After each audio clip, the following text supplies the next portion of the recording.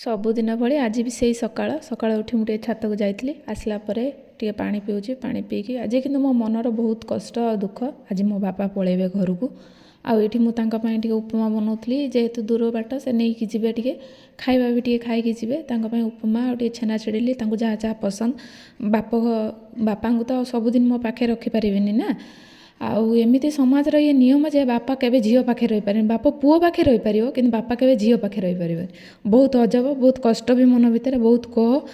Final time ତାପରେ ବାପା ମୋତେ ଏଇଠି କହିଲେ, ମୁଁ ବହୁତ କାନ୍ଦୁଥିଲି କିନ୍ତୁ ମନ ଭିତରେ କୋହ। ବାପା ଜଣେ ହାର୍ଟ ପେସେଣ୍ଟ, ତାଙ୍କୁ ବହୁତ ବୁଝେଇ ବି ଥିଲି କି ନା ବାପା ମୁଁ ତ ଅଛି, ତୁମେ ଆସିବ କହି। ବାପାଙ୍କୁ ପୁଅ ଯେହେତୁ ଉଠି ନଥିଲା, ବାପାଙ୍କୁ ହଜବେଣ୍ଡ ନେଇଗଲେ ଷ୍ଟେସନ୍ ଛାଡ଼ିବାକୁ। ଆଉ ଏଇଠି ତାଙ୍କୁ ବିଦା କରିଦେଇକି ମୋର କୋହ ଆଉ ସମ୍ଭାଳି ପାରିଲିନି। ବସି ଚୁପଚାପ ବହୁତ ଘର କଥା ମନେ ପଡ଼ୁଥିଲା। ଆଉ ମୋ ପୁଅ ଉଠିଲା ପରେ ଦେଖନ୍ତୁ କେମିତି କହୁଛି, ଅଛ